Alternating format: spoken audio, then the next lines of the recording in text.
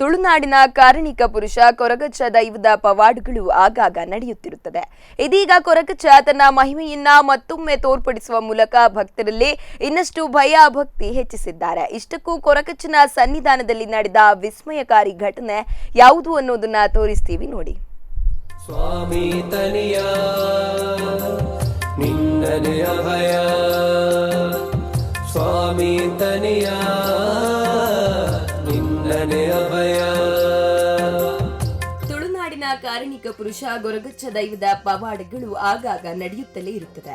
ಇದೀಗ ಕೊರಗಜ್ಜ ತನ್ನ ಮಹಿಮೆಯನ್ನ ಮತ್ತೊಮ್ಮೆ ತೋರ್ಪಡಿಸುವ ಮೂಲಕ ಭಕ್ತರಲ್ಲಿ ಇನ್ನಷ್ಟು ಭಯ ಭಕ್ತಿ ಹೆಚ್ಚಿಸಿದ್ದಾರೆ. ಇಂಥದ್ದೊಂದು ಪವಾಡ ಸುಳ್ಯ ತಾಲೂಕಿನ ಸಂಪಾಜಿ ಗ್ರಾಮದ ದೊಡ್ಡಡ್ಕ ರಾಜರಾಂಪುರದಲ್ಲಿನ ಕೊರಗಜ್ಜನ ಸನ್ನಿಧಾನದಲ್ಲಿ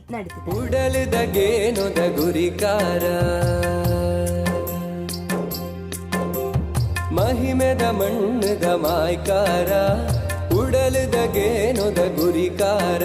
ಕಳೆದ ಶನಿವಾರ ರಾತ್ರಿ ಇಲ್ಲಿನ ಶ್ರೀ ಆದಿಬ್ರಹ್ಮ ಮೊಗೇರ್ಕಳ ದೇವಸ್ಥಾನದಲ್ಲಿ ಆದಿಬ್ರಹ್ಮ ಮೊಗೇರ್ಕಳ 40ನೇ ವರ್ಷದ ನೇಮೋತ್ಸವ ಮತ್ತು ಮಂತ್ರಮೂರ್ತಿ ಗುಳಿಗ ದೈವದ ಕೋಲ ನಡೆಯಿತು.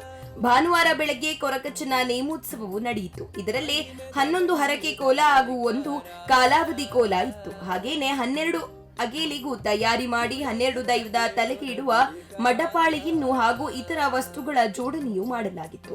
ಹೀಗೆ 12 ಜನ ದೈವ ಪಾತ್ರಿಗಳು ದೈವ ವೇಷ ಕಟ್ಟಿ ನೇಮೋತ್ಸವ ಹೊರಟು ದೈವಗಳ ನರ್ತನ ಪ್ರಾರಂಭವಾಯಿತು. ಸ್ವಲ್ಪ ಹೊತ್ತಲ್ಲಿ 12 ಕೊರಗಜ್ಜ ದೈವಗಳ ಬದಲು ಕೆಲವರಿಗೆ 13 ದೈವಗಳು ಕಾಣಿಸಿವೆ ಎನ್ನಲಾಗಿದೆ.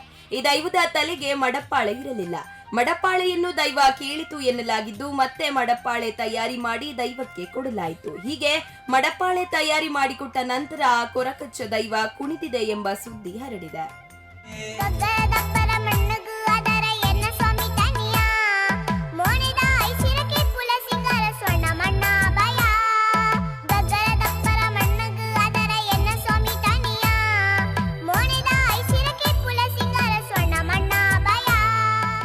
ಕೊನೆಗೆ ಅಗೇಲು ಬಳಸುವ ಸಂದರ್ಭದಲ್ಲೂ 13 ದೈವಗಳ ಬದಲು 12 ದೈವಗಳು ಮಾತ್ರ ಉಳಿದು ಆ ದೈವ ಕಾಣದಂತೆ ಮಾಯವಾಗಿದೆ. ಈ ಸಂದರ್ಭದಲ್ಲಿ ಭಕ್ತರು ಮತ್ತು ಸ್ಥಳೀಯ ಸಮಿತಿಯವರ ಮಧ್ಯೆ ದೈವಗಳ ಸಂಖ್ಯೆಯ ಕುರಿತು ಚರ್ಚೆಯೂ ಆಯಿತು. 12 ದೈವಗಳು ಮಾತ್ರ ಕಾಣಿಸಿಕೊಂಡಿವೆ, ಇನ್ನು ಕೆಲವರಿಗೆ 13 ದೈವಗಳು ಕಾಣಿಸಿಕೊಂಡಿವೆ. ಇದು ಭಕ್ತರ ಕುತೂಹಲಕ್ಕೂ ಕಾರಣವಾಗಿದೆ.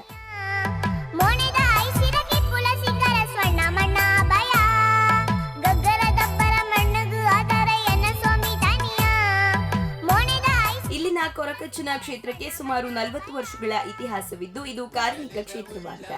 ಸುಳ್ಯ ಮಡಿಕೇರಿ ರಾಷ್ಟ್ರೀಯ ಹೆದ್ದಾರಿಯಲ್ಲಿ ಸುಮಾರು 15 ಕಿಲೋಮೀಟರ್ ಸಾಗಿದರೆ ರಾಜಾರಾಂಪುರ ಕೊರಗಜ್ಜ ಕ್ಷೇತ್ರ ಬಲಭಾಗದಲ್ಲಿ ಕಾಣಸಿಗುತ್ತದೆ. ಇಲ್ಲಿಗೆ ವಿಶೇಷ ನೇಮೋತ್ಸವ ಇತರೆ ವಿಶೇಷ ಪರ್ವದಿನಗಳಲ್ಲಿ ಸಾವಿರಾರು ಸಂಖ್ಯೆಯಲ್ಲಿ ಭಕ್ತಾದಿಗಳು ಆಗಮಿಸಿ ದೈವದ ದರ್ಶನ ಪಡೆದುಕೊಂಡು ಹೋಗುತ್ತಾರೆ. ಈ ಕಾರಣಿಕ ಕೊರಗಜ್ಜನ ಪವಾಡವನ್ನು ಸಾವಿರಾರು ಜನರು ಕೊಂಡಾಡುತ್ತಿದ್ದು ಸಾಮಾಜಿಕ ಜಾಲತಾಣದಲ್ಲಿಯೂ ವಿಡಿಯೋ ವೈರಲ್ ಆಗಿದೆ. ಪ್ರಕಾಶ್ ಕಡಪ, ಸ್ಪಂದನ ಟಿವಿ.